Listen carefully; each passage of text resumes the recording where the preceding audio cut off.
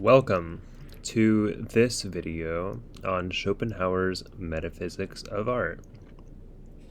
In this video, we're going to read his Metaphysics of Art from his book of essays, and we will also talk a little bit about Schopenhauer and his ideas. So here is a photo of Arthur Schopenhauer. He is a German philosopher. He was born in the 18th century, but he wrote primarily in the 19th. He is known for being a contemporary of Hegel. They both taught at the University of Berlin, and Schopenhauer would be considered unpopular during his time. They would schedule lectures at the same time, and often Hegel would retain the largest audiences. But to understand the essay in itself, you really don't have to know much about Schopenhauer's system other than the will. And here's a picture of Schopenhauer. This is him in his older age. He is an old man in this photo, and right here we have a painting of him from his youth, so you can kind of see how different he looks. He still has the high cheekbones, kind of, but definitely some baldness. Almost still kind of the same style too, in terms of his clothing. But interestingly, if you read Schopenhauer, you know that he speaks about physiognomy, which is like the study of the human face. And it's very interesting to look at his face. He's a very learned appearance, if we take the school of physiognomy to be true. It is a pseudoscience, but again, he was writing in the 19th century, so around the 1800s, so he would have been a believer in that branch of science. But yes, so Schopenhauer is unique in that he was one of the first Western philosophers to read Buddhist texts and Eastern texts such as the Upanishads. So his system inherits quite a bit of what would be considered, Eastern, in the sense of like we all suffer. Think about the Eightfold Path, So Schopenhauer takes this and he repurposes the metaphysics of Kant, who was on the right. On the left is David Hume. David Hume was a Scottish empiricist. He was living and writing around the 18th century. He actually passed away in 1776, which is interesting. But Hume, being an empiricist, strictly held that idealism was preposterous and false. Empiricists contend that the mind is essentially a blank slate. It's a tabula rasa, and every impression that comes to us after we're born is entirely new to our minds. In other words, we come into the world without knowing anything, and what we get is, that's how we soak up knowledge. But Kant, on the other side, found issues with the system, and he proposed a transcendental idealism, where the mind comes preloaded with faculties. There are 12 of them, I think, but it's not very important to distinguish each of the faculties, and it isn't even really important to get into Hume and his empiricism, really. You just need to know that he was writing a little bit before Schopenhauer would come to light. But Hume isn't very important for Schopenhauer. The right picture of Kant is much more important. But to really just sum up the transcendental idealism very quickly, so the mind is like a room, and in that room there is a window, and you can't enter or exit the room, and the window is the only way you can see out into the world. In that window, the way it is shaped, it's shaped by stuff such as time, causality, space, things that we use to interpret the world. So the things that we can see with these faculties is called phenomena. Phenomena is basically, in a nutshell, the things that we used, the things that we see when we use our faculties. Noumena, the noumenal realm, is the thing in itself. And that is sort of like, what would Earth look like? What would Earth look like if it weren't viewed through the lens of a human being? What if it were viewed through the lens of an ape or a snail? So Kant basically says that this system implies that we see the world in a very unique light. And that's all you really need to know, because Schopenhauer takes that idea and he repurposes it to say, well, the only thing that we can see that is unique to us, the thing in itself, the Ding an sich, the thing in itself, is precisely the will. The will is what we can see. Now, the will is essentially like, well, let me find the best way to explain it. Let me trace a few steps back. So, everything and everyone on this planet has a will. And the will is negative in the sense that you can't control it, and every itch that you have is an itch that will, when it's scratched, another one forms. You have this unique, idiosyncratic makeup in your mind and in your spirit, and you can't control it. Some people will to be a doctor, and that could be controlled by parental influences or just societal influences. But more or less, the will is interpreted as a negative human condition. But as we'll see in the metaphysics of art, there are methods of escaping from this wretched existence. And this contains a lot of implications for Freud, because the will is repurposed for the subconscious. We can't really control our subconscious. We are slaves to it. Whenever we meet someone that we don't know, some of us get really shy and get nervous or tense up. We try really hard to repress those negative emotions, and we try to be outgoing, but it's very difficult because we are so programmed and hardwired because of whatever our makeup is, our genetic makeup, our familial experiences, our past experiences with friends, school experiences, etc., that it's so hard to work against. So in a way, we are kind of just trapped in these fleshy bodies, and the will is the one thing that, we definitely feel it. You can feel how frustrated you get whenever you want to make a speech in front of people, or you want to lead someone on a tour and you're shy, or you tense up, or, we all get stage fright to a certain extent, right? That's one example of how the subconscious tyrannizes our desire to fulfill our purpose and fulfill our speech, whatever that may be. So, and I'm just using that as one example. There are plenty of other examples, but, a tree wills to grow. A tree wills to produce seed. Water wills to move.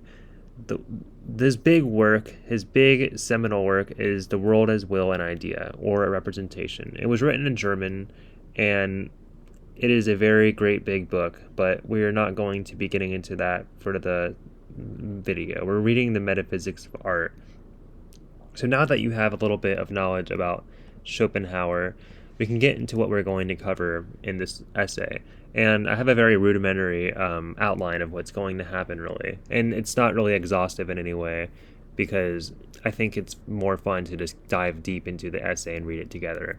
So he's going to get into the aesthetics of art, the methods of art, and how it can free you from your will to become pure intelligence. Now, again, will and pain are the positive facets of our experience. That's just the way it is. Pain being positive, I mean that it's the majority of what we feel. We're primarily living a painful and wretched existence, because even great desires that are fulfilled are just fleeting moments of bliss. Okay, and this is a very pessimistic and depressing system and metaphysic, but and then we're also going to get the metaphysics of artistic contemplation and creation. So we're going to see the perspective of people who look at art, and we're going to see the perspective of the creator, and how it's so hard to fall into even two of those categories, because it requires such there's a metaphysics behind it. It's a process in this essay, you'll see.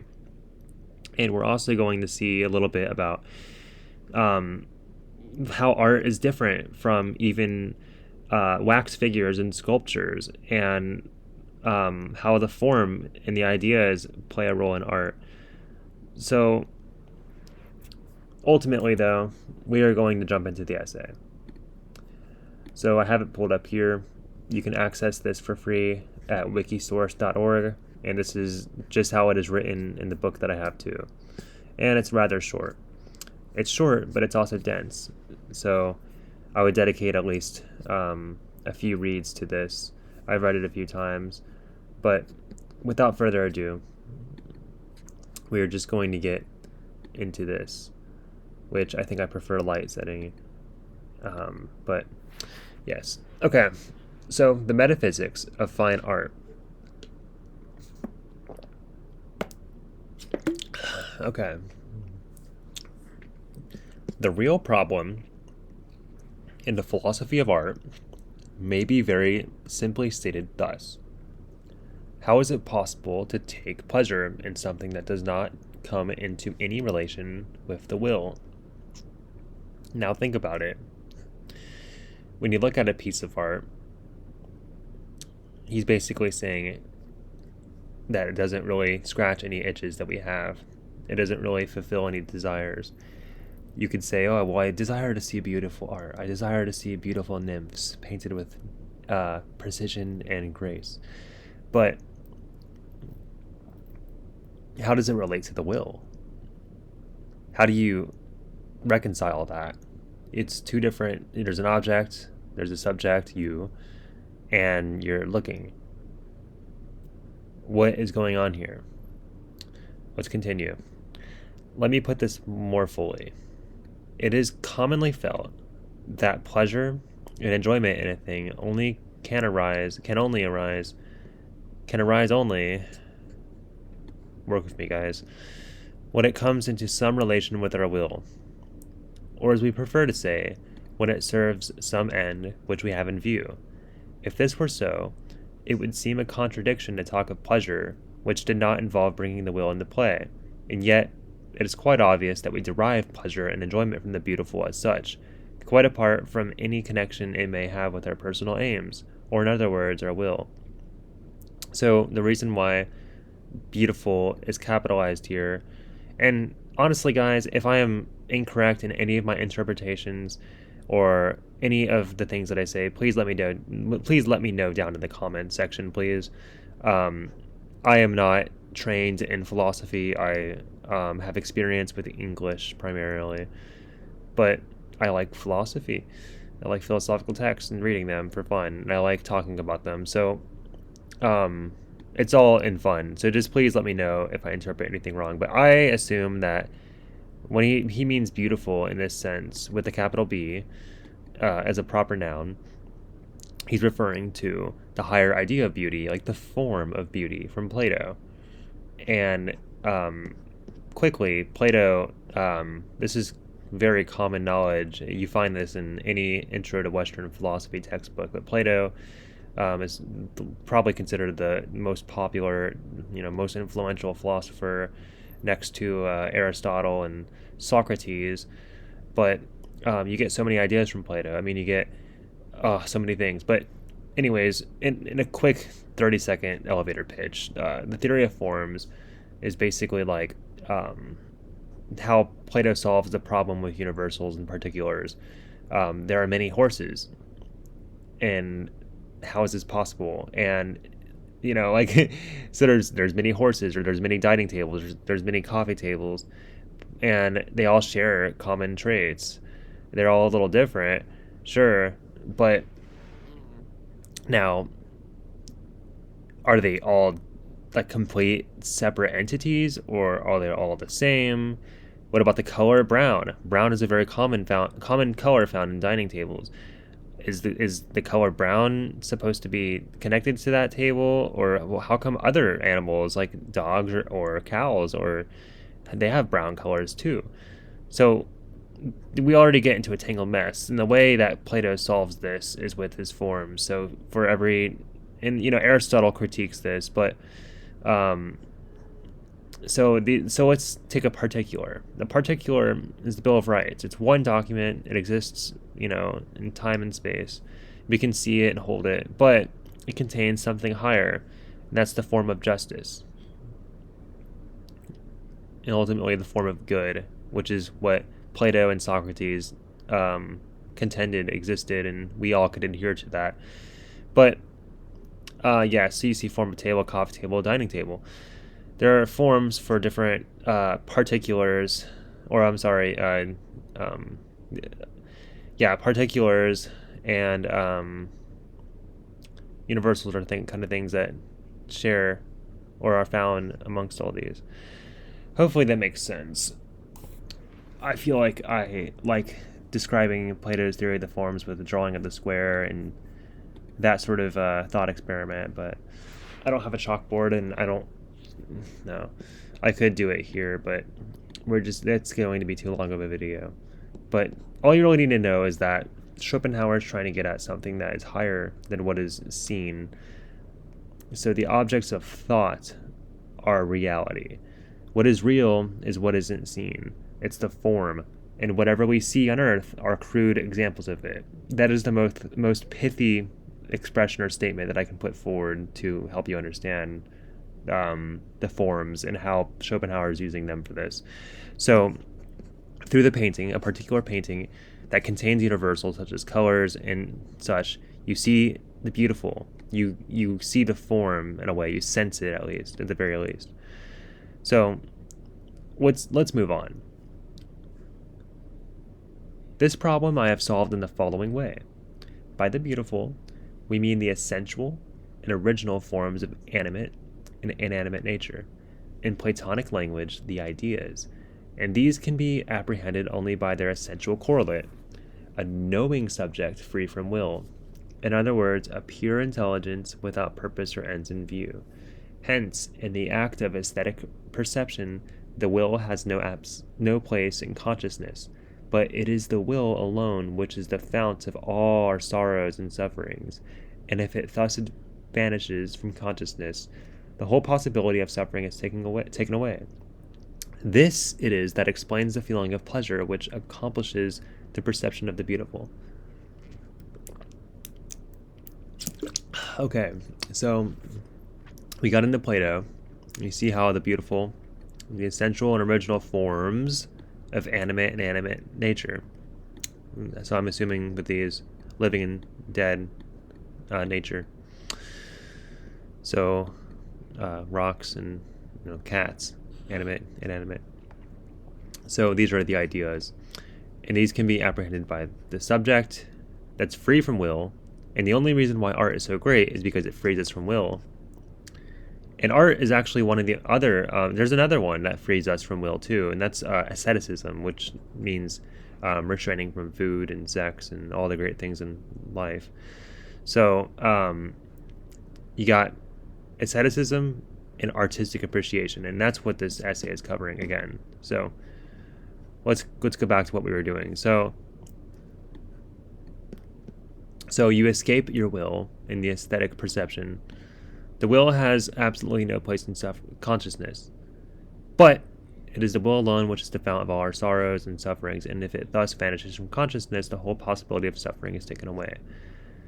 This is why there is pleasure with the will, and this accomplishes the perception of the beautiful. So enjoying art is only satisfying in the fact that we escape our will. It doesn't scratch the itch, but it helps us escape. Okay, so now Schopenhauer is going to outline some objections that people might have had during the time. If it should be objected that to take away the possibility of suffering is also to take away the possibility of enjoyment, it should be remembered that, as I have often explained, happiness and satisfaction are negative in their nature. In other words, they are merely freedom from suffering, whilst pain is the positive element of existence. There that comes up again. Pain is the positive element of existence. So that when will vanishes from consciousness, there yet remains over the state of enjoyment, that is to say, the state in which there is a complete absence, not only of pain, but in this case, even the very possibility of it. Okay, let us digest that for a second. So,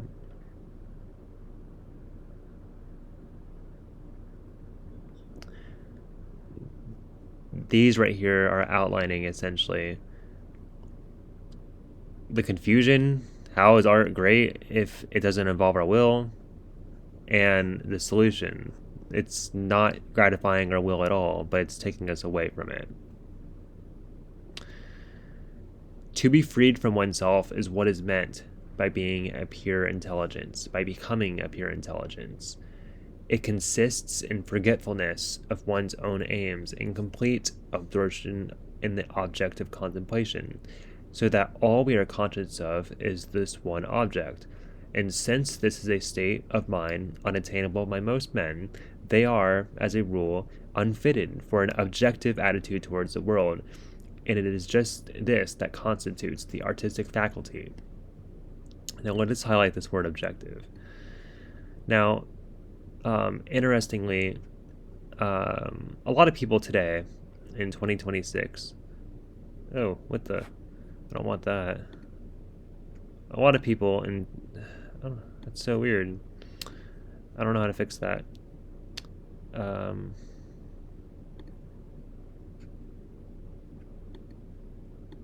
I don't know why it's having me write like that.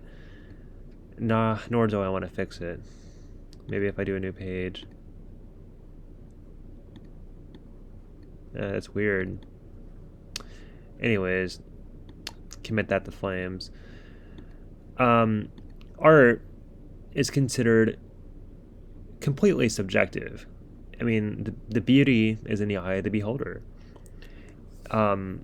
People have different opinions about art. I mean, I have my opinions about my favorite artworks. I think some are terrible. I think some are good. I have a tendency to enjoy abstract expressionism, whereas some people don't. But for Schopenhauer, that's completely false. Art is objective because, again, this is one of the two things that helps us escape from our will. And the will is subjective. Remember, it's the thing that we can see. It's the thing that we can experience. And if it's objective, then it helps you see reality, and it helps you see truth, because you become a pure intelligence. So this is like very hard to attain. It's a hard skill to get, even to appreciate beautiful art, because our will wants to fulfill many offices and many things. We constantly have to see and smell and sense and think when looking at art. Sometimes when you're reading a great book, you start thinking of a conversation that you had 10 hours ago, and you get interrupted in your mind during the reading, and it frustrates you. This is why it's so hard for Schopenhauer to become pure intelligence. Let us continue. To the will, as it exists, in the individual is superadded an intellectual faculty, which enables the will to become conscious of itself and of the objects about it. This intellectual faculty came into being in order to perform the service of the will. Now let us suppose that the will sets the intellect at liberty for a while and grants it a full release from its service, and so that the intellect may for the moment dismiss its concern for the will, in other words, abandon the personal service which forms its only natural task, and therefore its regular occupation.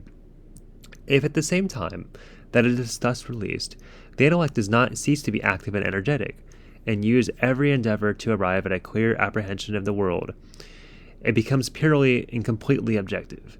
That is to say, it becomes a faithful mirror of the things about it. So, this sounds great so far. You get intelligence instead of will. It's swapped. But we're going to see how it can get kind of tangly in a second.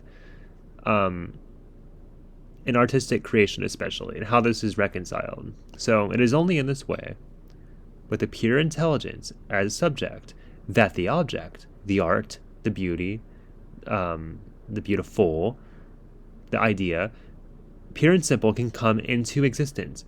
For this postulated relation between subject and object to arise at all, it is necessary that the intellectual faculty should not only be withdrawn from its original service and be left altogether to itself, but also that, when released, it should nevertheless preserve its whole energy of activity, in spite of the fact that the stimulus of this activity, the impulse of the will, is now absent. So now we're having a weird economical problem. We have intelligence, but we don't have will. How can we strive to be intelligent or become pure intelligence and appreciate art without a will? Or how can we make art without a will? Because this contradicts the system, because everything has a will, and the will is the means by getting to your result, your intended desire. So here's how it's difficult. Therein lies the difficulty. And this is just why the condition of mind necessary in artistic creation is so rare, because all our thoughts and endeavors, our powers of sight and hearing, are always naturally exerted, directly or indirectly, in the service of our numerous personal aims, great and small.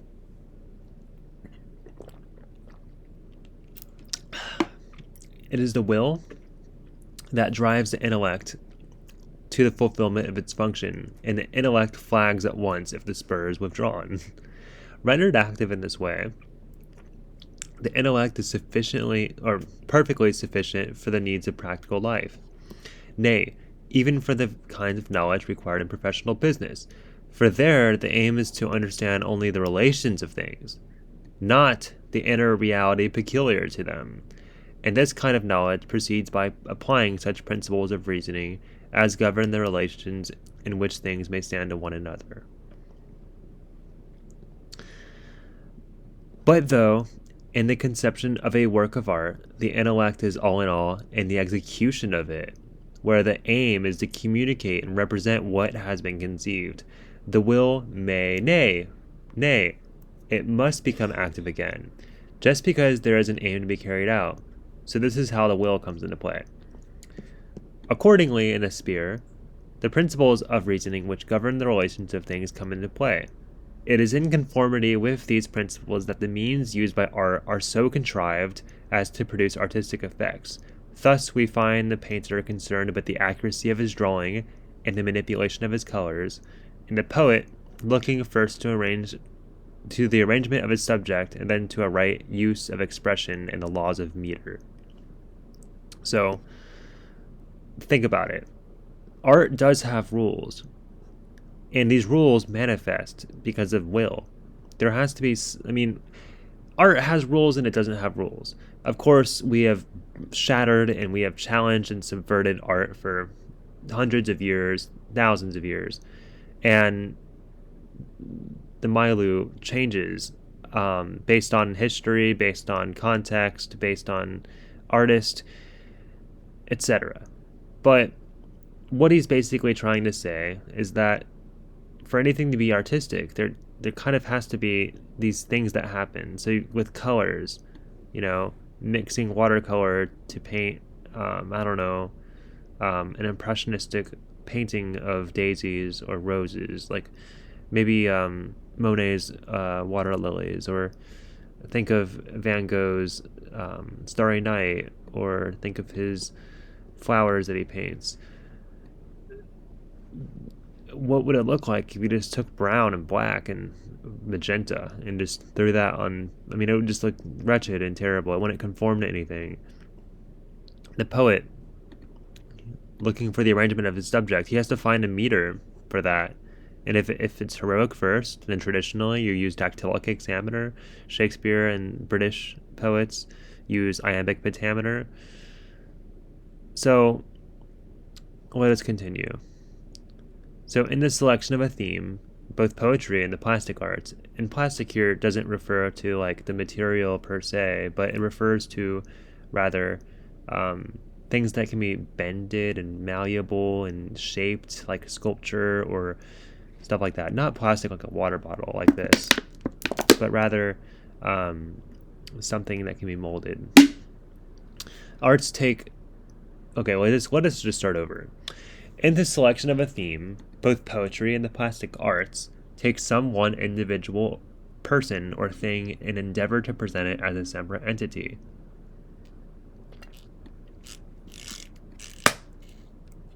With all its peculiarities, even down to the minutest, exhibited with the most accurate precision.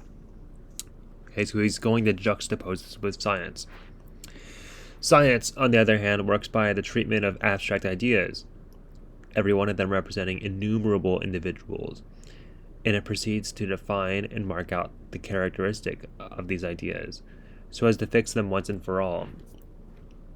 So he's basically taking science, and he's saying essentially that, yeah, when you do a scientific experiment, those abstract variables that you use should hold true for 1,000. Like, if you're trying to solve a disease and you have experiments and stuff, ideally, once you could concoct a medicine of some sort, then that should hold true for everybody.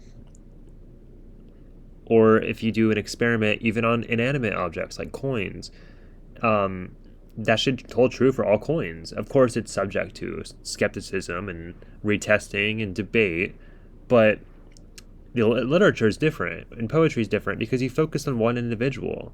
You focus on Odysseus and his travels through the classical world in Asia and Troy and Ogygia and Aea and all the other places that he goes to.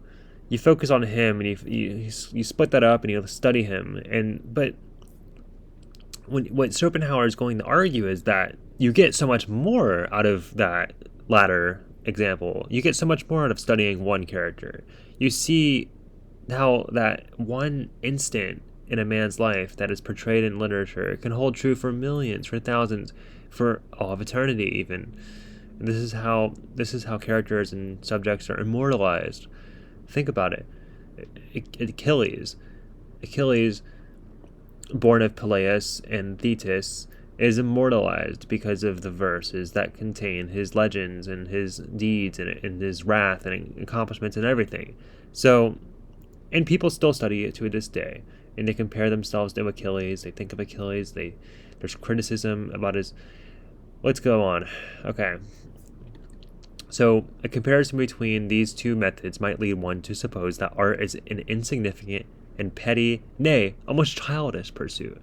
But the nature of art is such that with it, one case holds good for 1,000. For by a careful and detailed preservation of a single individual person or thing, it aims at revealing the idea of the genus to which that person or thing belongs.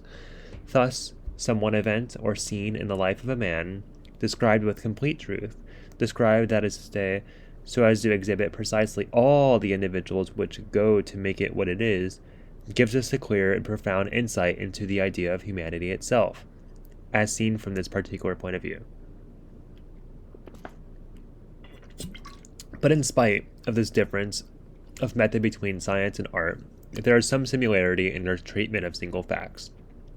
For just as the botanist picks a single flower from the boundless realm of the vegetable world and then takes it to pieces in order to demonstrate from the single specimen the nature of the plant itself, so the poet chooses out of the endless turmoil of human life as it hurries incessantly on its way some one scene, nay, often only some one mood, some one sensation, so that he may show us from it what is the life and character of man.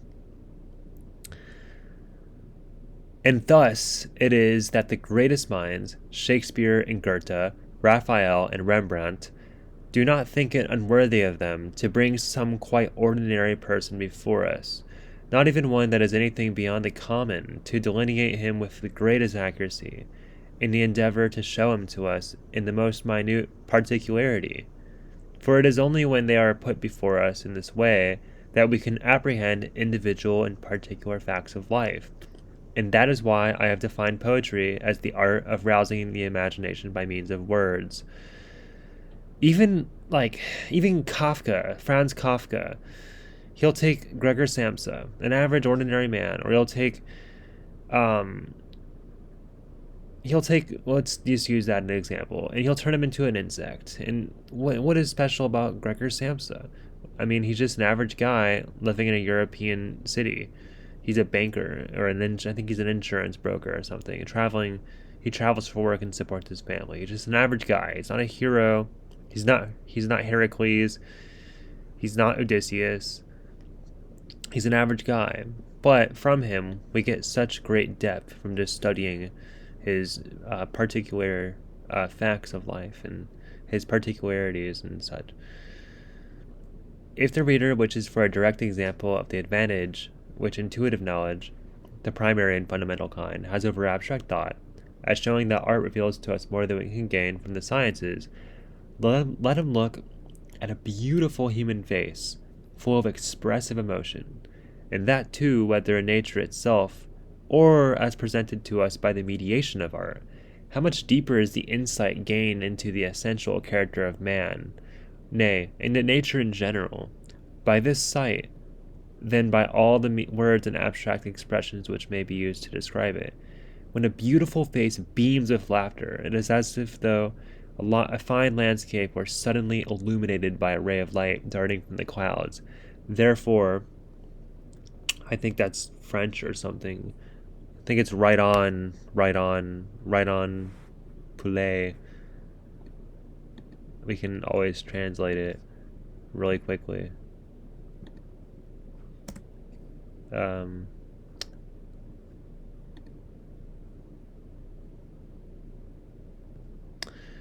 Looks like it's actually Latin, but yeah, we're not going to really worry with that. I do think it means right on. I think, is it Italian? No, I don't know. Maybe someone can help me with that in the comments, but let us go back to what we're doing. Let me here state the general reason why the idea, again in the Platonic meaning of the word, may be more easily apprehended from a picture than from reality. In other language, why a picture makes a nearer approach to the idea. A work of art is in some objective reality as it appears after it has been passed through its subject. From this point of view, it may be said to bear the same relation to the mind as animal food, which is vegetable food already assimilated bears to the body. But there is another and deeper reason for the fact in question. The product of plastic and pictorial art does not present us as reality does, with something that exists once only and that is gone forever. The connection, I mean, between this particular matter and this particular form. It is this connection which is the essence of any concrete individuality, in the strict sense of the word. This kind of art shows us the form alone, and this, if it were given in its whole entirety, would be the idea. The picture, therefore, leads us at once from the individual to the mere form. And this separation of the form from the matter brings the form very much nearer to the idea. Now, every artistic representation, whether painting or statue, is just such a separation, and hence this separation, this disjunction of the form from the matter, is part of the character of a work of aesthetic art, because it is just the aim of such art to bring us to the knowledge of the idea. So, what he's getting at here is essentially this. Not mean to do that. when you look at a painting, and this is a painting of Achilles training with Chiron, the centaur, you get so much. You get the light, you get the color, you get the shading, you get the perspective, but you also get them mediated by an artist. And again, to bring that point up about how it's food, it bears the same resemblance of the food to the body as art bears to the mind. I mean, look at their expressions. It would be absurd if, for example, which he'll cover later, that if this were actually him, if this were a photograph, and he was wearing the same stuff, a red tarp, and even if that was a real centaur, let's even say that it was a man instead of a centaur, you just don't get it, because this is represented by a human. A human sat here and painted this for us, and through his keen gaze, his fixed, determined to shoot whatever he is aiming at, his lecturing and teaching, his guidance, we see the form more of teaching, of companionship, of lecturing, of nourishing. We see that more than the actual just, subjects portrayed. It doesn't really matter if this is Achilles and Chiron. You don't need to know that in order to see and understand what is going on here. Okay, so that's why it is essential for a work of art that it should give the form alone without the matter. So you don't focus so much on the matter of the people portrayed, but you focus more so on what is higher, what isn't necessarily there in front of us, but what is gained from seeing those subjects. And further, that it should do so without any possibility of mistake on the part of the spectator. This is really the sense why wax figures produce no aesthetic impression, and therefore are not, in the aesthetic sense, works of art at all. Although, if they were well made, they produce an illusion 100 times greater than the best picture or statue could effect, so that if deceptive imitation of reality were the only object of art, they would have to take the first place. For a wax figure of a man appears to give not only the mere form, but with it the matter as well, so that it produces the illusion that the man himself is standing before you. The true work of art should lead us from the individual fact. In other words, that which exists only. So, Achilles, if he were a real man, he only existed once. A wax figure of Achilles with Chiron, a wax figure, it would look repulsive, Schopenhauer says. Because it brings us to the human, it brings us to the subject and the matter involved. It doesn't bring us to the idea and the form. Instead of doing this, the wax figure appears to present us with the individual himself. In other words, with that which exists once only and never again. And yet, at the same time, it fails to represent the life which gives such a fleeting existence its value. That is why a wax figure is repulsive. It is stiff and stark and reminds us of a corpse. So, I mean, shall we look at some wax figures? I mean, of course, we have the ones that are shown during our time. We have some very popular subjects. Some of the royal family, James Bond. But you see, you even though this is very well made, you just see, well, it's different James Bonds, but I think that's the newest looking one. I've never seen James Bond, I don't know. You just see James Bond, or the actor that portrays him. You see the subject, and you don't, it's just not art, because it's too much of the person, it's too much of the object, and you don't get to the form. Like, what do you see in this? It's just, okay, let's look at Trump, why not? It's like he's standing before us. We see a human. Okay.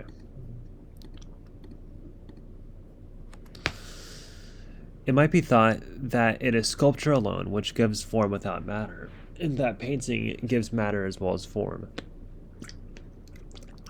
By making color serve to imitate matter and its composition, but this objection would imply that form is to be taken in a purely geometrical sense, and that is not what is here meant. Form must be taken in a philosophical sense of the word as the opposite of matter. So again, we've been talking about this. And therefore, it includes color, surface, texture, and short, quality, and whatever may consist. It is quite true that sculpture alone gives form in the purely geometrical sense, exhibiting it on a matter which the eye can see to be foreign to the form, namely marble, and in this way the form comes to stand by itself so as to strike the eye at once. But painting does not give matter at all, and it gives only the mere appearance of the form, not in the geometrical but in the philosophical sense just described.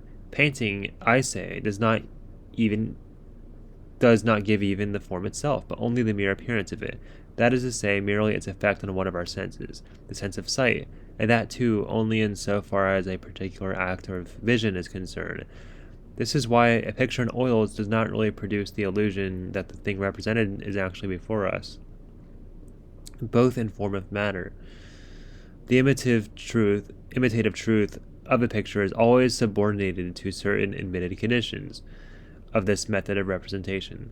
Thus, by the unavoidable suppression of the parallax of our two eyes, a picture always makes things appear in the way in which a one-eyed person would see them. I think this is a very interesting point to make.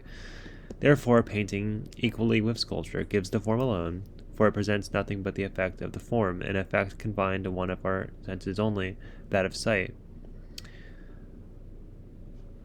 In connection with this subject, it is to be observed that copper plates and monochromes answer to a more noble and elevated taste than chromographs and watercolors, while the latter are preferred by persons of little culture. That is obviously due to the fact that pictures in black and white give the form alone, the form as it were in the abstract, and the apprehension of this is, as we know, intellectual, in other words, a matter of the intuitive understanding. Color, on the other hand, is merely an affair of sense, nay more, of a particular arrangement in the organ of sight, which depends upon the activity of the retina. In respect of the taste to which they appeal, colored prints may be likened to rhymed, and copper plates to blank verse. The union of beauty and grace in the human form is the clearest manifestation of the will on the topmost stage of its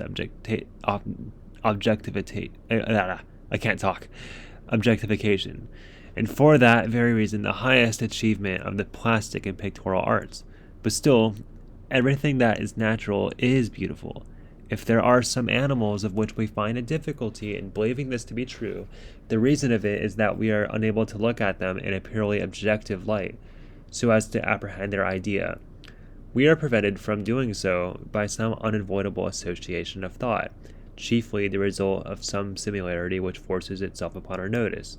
So, for instance, the similarity of an ape with man, so that instead of apprehending the idea of an ape, what we see is the caricature of a man. In the same way, a toad appears to produce an effect upon us similar to that of dirt and slime. And yet, this is not enough to explain the unbounded aversion, nay, the feeling of dread and terror and horror which comes over some people at the sight of this animal, as others when they see a spider. The feeling appears to be a deeper than any mere association can explain, and to be traceable to some mysterious fact of metaphysical nature. That's a very interesting idea, too. Perhaps he has an essay on that. The inorganic world, so far as it does not consist of mere water, produces a very sad, nay, an oppressive effect upon the feelings whenever it is presented to us by itself. So he's talking about crags, rocks. Examples of what I mean are afforded by districts which offer to the eye nothing but a mass of bare crags, that long valley of rocks, for instance, without a trace of vegetation near Toulon, on the way to Marseille is. The same effect is produced on a large scale in a much more striking degree by the African desert. The melancholy impression which this kind of scenery makes is mainly due to the fact that masses of inorganic matter obey one law only, the law of gravity, and consequently everything is disposed in accordance with it. So let's look up see if we can find what it's talking about. I mean, I don't think this is exactly what he means over here, but I think he's more so talking about perhaps like there is some rocky areas in your way and over here maybe.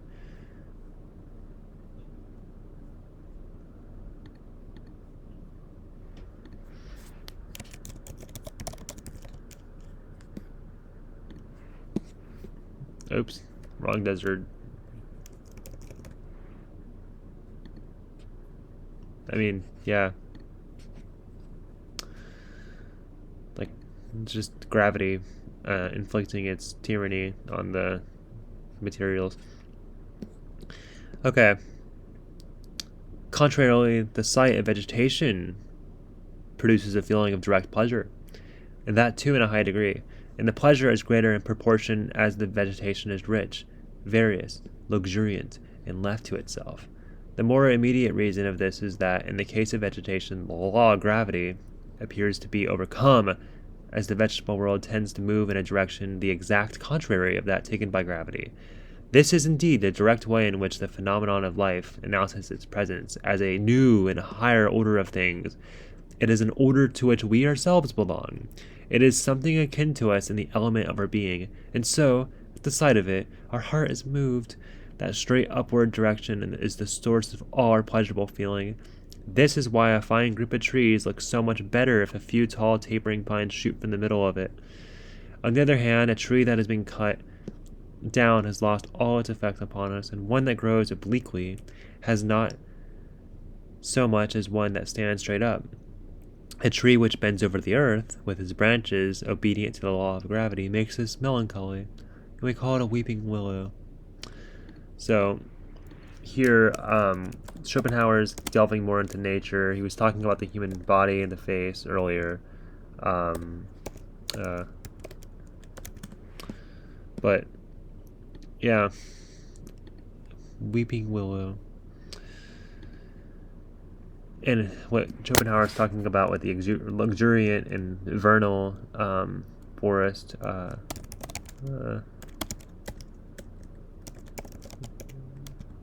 We can get. Well.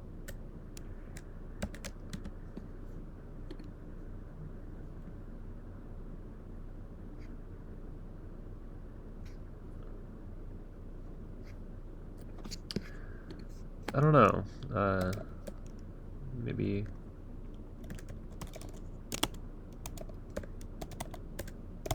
I thought vernal was a word that could.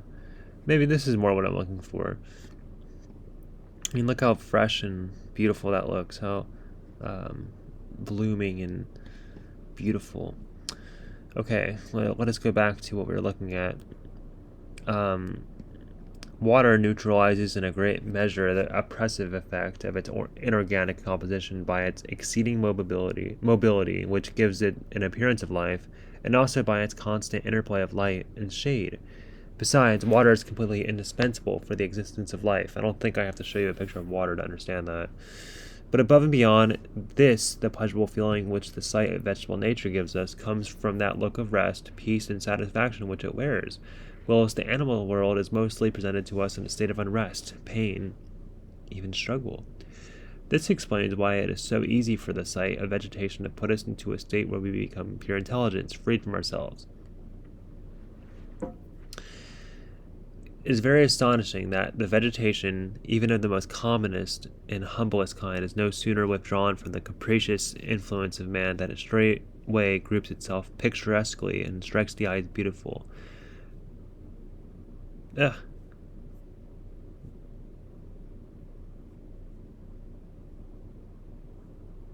Where were we? There we go. Here we go. Wait, no.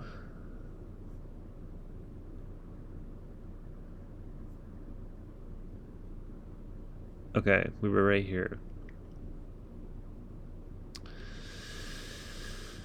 Okay, it is very astonishing that vegetation, even the most commonest and humblest kind, is no sooner withdrawn from the capricious influence of man than it straightway groups itself picturesquely and strikes the eye as beautiful.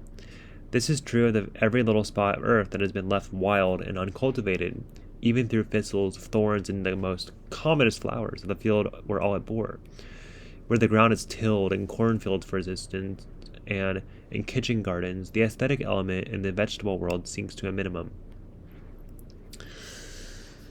It has been long observed that everything constructed for the use of man, whether it is a building or only a utensil, must, if it is to be beautiful, preserve a certain similarity with the works of nature.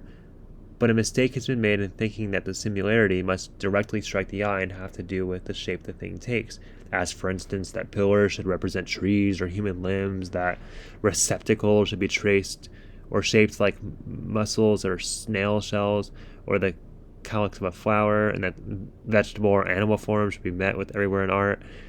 No, the similarity should be indirect. That is to say, it should lie not in the shape itself, but in its character. I don't know why it keeps doing that.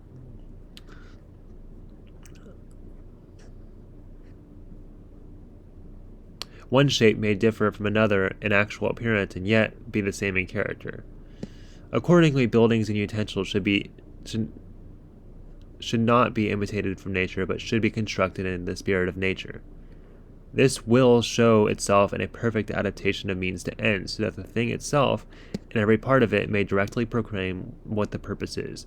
This will be effected when that purpose is attained in the shortest way and in the most simplest manner. It is just this striking conformity to a certain end that stamps the products of nature. So in nature, the will works from within outwards, after completely dominating its material. But in art, it works from without, by a process of intuition. It may be by setting up the abstract idea of the purpose which the object of art is to serve. It then attains its end and delivers itself of its meaning by impressing it upon some alien material. That is to say, some material originally devoted to another form of will. Yet for all that, the character I have described as belonging to a product of nature may be preserved. This is shown by the ancient style of architecture where every part or member is precisely suited to the purpose it is immediately meant to serve, a purpose thus naively brought into view, and where there is a total absence of anything that does not serve some purpose. So nothing is superfluous in this. He's going to talk about different receptacles, like I think there might be another essay. To this is opposed the Gothic style, the very opposite, where there is a lot of nonsense, which owes its mysterious appearance just to the multitude of aimless ornaments and accessories it displays, where we are obliged to ascribe them to some purpose which we cannot discern. And again, that quite degenerate style of architecture which affects originality by playing in all sorts of unnecessary and roundabout ways with the means used by producing artistic effect, dallying capriciously with them, and at the same time misunderstanding their aim. The same remark holds good of ancient vessels, and utensils, the beauty of which is due to the fact that they so naively express their nature and the purpose they were meant to serve. And so all of the other receptacles made by the ancients, you feel in looking at them that if nature had produced vases, amphorae, lamps, table stools, helmets, shields, armor, and so on, they would be made in that style. As regards the birth of a work of art in a man's mind, if he is only in a susceptible mood, almost any object that comes within his range of perception will begin to speak to him. In other words, will generate in him some lively, penetrating original thought. So it is that a trivial event may become the seed of a great and glorious work. Jacob Boehme is said to have been enlightened upon some deep point of natural science by the sudden sight of a tin can. In the end, it all depends upon the power a man has in himself, and just as no food or medicine will bestow or take the place of vital energy, so no book or study can give a man a mind of his own. And even coming back to this thought with how a small thing can come into an entirely different being. Think of every story. It starts off with a simple plot, and what do you get out of it? You get such a huge, diverse expansion of that. So ultimately, to conclude, I'm really bad at conclusions, but the metaphysics of fine art.